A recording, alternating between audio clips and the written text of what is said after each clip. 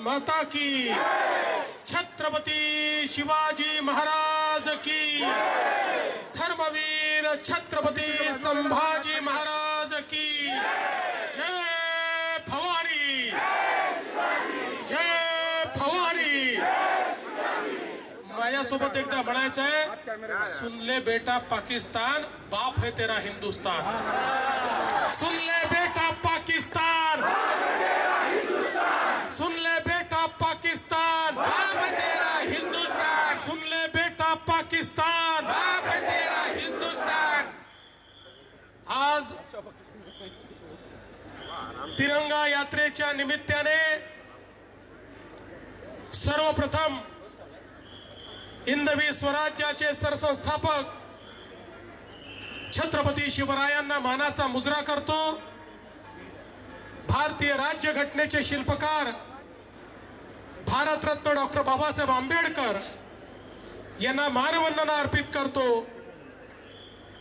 आणि ज्यांच्याबद्दल असं म्हटलं गेलं, देश धर्म पर मिटने वाला शेर शिवा का छावा था, महापराक्रमी परम प्रतापी एक ही शंभू राजा था, असे छत्रपती संभाजीराजे यांच्या जयंतीच्या निमित्ताने त्यांनाही नमन करतो।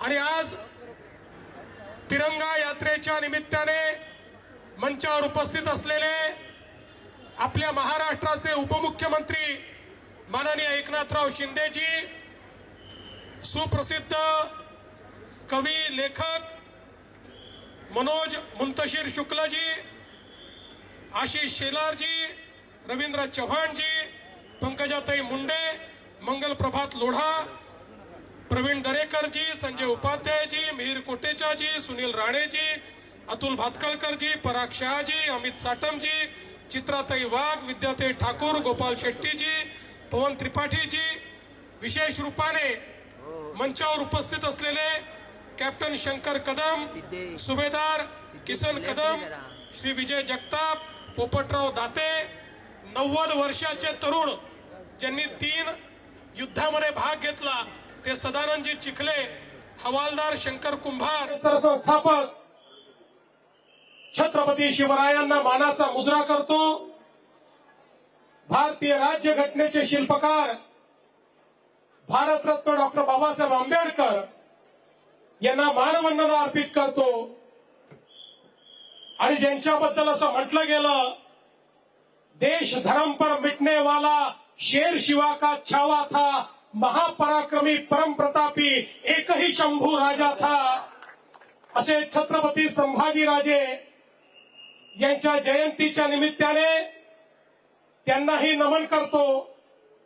आणि आज तिरंगा यात्रेच्या निमित्ताने मंचावर उपस्थित असलेले आपल्या महाराष्ट्राचे उपमुख्यमंत्री माननीय एकनाथराव शिंदेजी, सुप्रसिद्ध कवी लेखक मनोज मुंतशिर शुक्लजी, आशिष शेलारजी, रवींद्र चव्हाणजी, पंकजाताई मुंडे, मंगल प्रभात लोढा, प्रवीण दरेकरजी, संजय उपाध्यायजी, मिहिर कोटेचाजी, सुनील राणेजी, अतुल भातकळकरजी, पराग शहाजी, अमित साटमजी, चित्राताई वाघ, विद्याताई ठाकूर, गोपाल शेट्टीजी, पवन त्रिपाठीजी, विशेष रूपाने मंचावर उपस्थित असलेले कॅप्टन शंकर कदम, सुभेदार किसन कदम, श्री विजय जगताप, पोपटराव दाते, 90 वर्षाचे तरुण ज्यांनी 3 युद्धामध्ये भाग घेतला, ते सदानंदजी चिखले,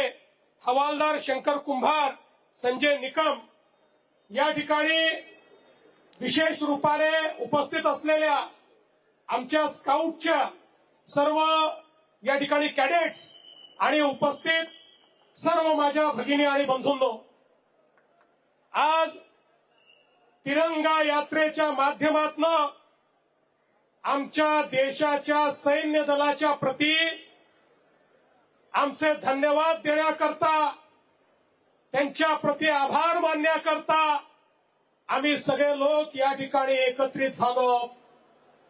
ऑपरेशन सिंदूरच्या माध्यमातून भारतीय सेनेने दाखवून दिलं, हमें कोई झुका नहीं सकता, हम न झुकेंगे न रुकेंगे न बिकेंगे न थकेंगे, अशा प्रकारे भारतीय सेनेची ताकद काय आहे, ही ताकद आपल्याला ऑपरेशन सिंदूरच्या माध्यमातून पाहायला मिळाली. पहलगाम मध्ये आमच्या 27 बांधवांना ज्या बर्बरतेनं मारण्यात आलं, धर्म विचारून मारण्यात आलं, कुटुंबासमोर मारण्यात आलं, बायको समोर नवऱ्याला मारलं, मुलांसमोर बापाला मारलं, अशा प्रकारचं बर्बरतापूर्ण हत्याकांड या भारताच्या नव्हे तर जगाच्या इतिहासात अलीकडच्या काळात आपल्याला पाहायला मिळालं नव्हतं. आणि म्हणूनच देशाचे प्रधानमंत्री माननीय नरेंद्र मोदीजींनी सांगितलं, जिन इरादों ने भारत में इस प्रकार का काम किया है, जिन इरादों ने दहशतवाद को भारत में इस प्रकार से हमारे लोगों को मरने पर मजबूर किया है, उन इरादों को और उन इरादों के इंफ्रास्ट्रक्चर को चकनाचूर कर दिया जाएगा. आणि आपल्या माननीय प्रधानमंत्री मोदीजींच्या नेतृत्वाखाली भारतीय सैन्याने ऑपरेशन सिंदूर हे लॉन्च केलं. कारण आमच्या भगिनींचं जे कुंकू होतं ते पुसण्याचं काम ज्या आतंकवाद्यांनी आणि ज्या देशांनी केलं होतं त्याला नेस्तनाबूत करण्याकरता ऑपरेशन सिंदूरची सुरुवात झाली. आणि ऑपरेशन सिंदूर मध्ये अतिशय अचूक पद्धतीनं, प्रिसिशन पद्धतीनं भारतीय सैन्याने आतंकवाद्याचे 9 अड्डे हे पाकिस्तानमध्ये घुसून त्या ठिकाणी उद्ध्वस्त करून टाकले.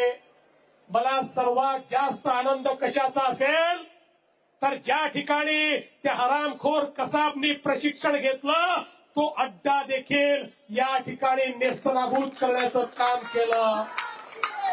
आणि एवढंच नाही तर आपल्या मुंबईचे अपराधी असलेले मसूद अझहर असेल, त्या ठिकाणी अबू जिंदाल असेल, त्यांनाही ठोकण्याचं काम या ठिकाणी आपल्या सैन्याने केलं. आणि हे 9 जे काही आम्ही हल्ले केले, या 9 हल्ल्यांचं सगळ्यात मोठं महत्व काय आहे तर पाकिस्तानच्या आतमध्ये ज्या ठिकाणी पंजाब प्रांतामध्ये शेवटच्या टोकाला जिथे त्यांना वाटायचं इथे कधीच भारतीय सेना पोहोचू शकत नाही, म्हणून सगळ्या आतंकवाद्यांना ज्या ठिकाणी परिवारासहित राहायला जागा दिली होती, पनाह दिली होती, त्यांचे अड्डे तयार केले होते, ज्या ठिकाणी या सगळ्या आतंकवाद्यांकरता सेफ हाऊस तयार केले होते, नेमकं तिथे जाऊन भारतीय सेनेने ठोकलं आणि ते सगळे अड्डे उद्ध्वस्त केले. आणि पाकिस्तानला हे दाखवून दिलं, अरे तुम कहीं पर भी छुपोगे हम घुसकर मारेंगे, हम तुमको छोडने वाले नहीं है, हे या ठिकाणी भारतीय सेनेने दाखवून दिलं. आणि त्याच्यानंतर पाकिस्तानने भारतावर हल्ला करण्याचा प्रयत्न केला. मला या गोष्टीचा अभिमान आहे, एकही त्यांचा हल्ला यशस्वी होऊ शकला नाही. त्यांनी मोठ्या प्रमाणात मिसाईलचा वापर केला. त्यांचे सगळे मिसाईल हवेमध्येच भारतीय सेनेने उडवून दिले. त्यांनी ड्रोनचा वापर करायचा प्रयत्न केला, एकही त्यांचा ड्रोन हल्ला यशस्वी होऊ शकला नाही. त्यांनी F-16चा वापर करायचा प्रयत्न केला, त्यांचे F-16 पाडण्याचं काम हे आमच्या डिफेन्स सिस्टीमनी केलं. भारताने हे दाखवून दिलं आमची डिफेन्स सिस्टीम इतकी मजबूत आहे की त्याच्यामध्ये घुसण्याची ताकद पाकिस्तानची नाही.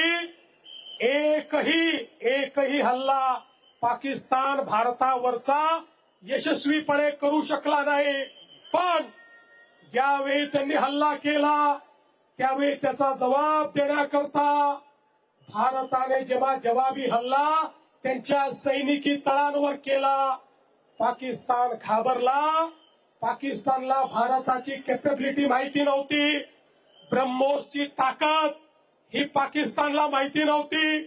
ज्यावेळी त्यांचं एक एक सैनिकी तळ उद्ध्वस्त झालं त्यावेळी हाच पाकिस्तान जगाच्या पाठीशी सगळ्या देशांकडे गेला. आता युद्धबंदी करा, आता मध्यस्थी करा, आता युद्धबंदी करा, आता मध्यस्थी करा. भारताने सांगितलं पाकिस्तानला युद्धबंदी करायची असेल त्यांनी आमच्या पुढे गुडघे टेकावे.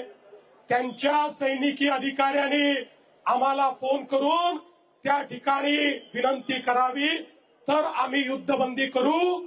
आणि पाकिस्तानच्या सेनेला आपल्याला फोन करून विनंती करावी लागली. त्यानंतर ही युद्धबंदी झाली. बंधू भगिनींनो, भारतीय सेनेची जी ताकद आहे ही ताकद पहिल्यांदाच आपल्याला पाहायला मिळाली, जगाला पाहायला मिळाली. भारतीय सेना आता अभेद्य आहे हे देखील आपल्याला पाहायला मिळालं. अशी आपली सेना आणि त्या सेनेच्या पाठीशी खंबीरपणे उभे असलेले भारताचे प्रधानमंत्री माननीय नरेंद्र मोदीजी, याच्यामुळे भारताची ताकद आपल्याला समजली. आणि म्हणूनच आज ही तिरंगा यात्रा आपल्या सैनिकांना मान देण्याकरता, आपल्या शहीदांना मानवंदना देण्याकरता आणि भारताची ताकद ही जगाला दाखवण्याकरता आपण या ठिकाणी काढलेली आहे. मला विश्वास आहे भारताचा तिरंगा असाच फडकत राहील, या तिरंग्याला असाच सन्मान मिळत राहील. आणि म्हणून सर्व सैनिकांचं मनापासून अभिनंदन करतो आणि माझं बोलणं संपवतो. जय हिंद, जय महाराष्ट्र.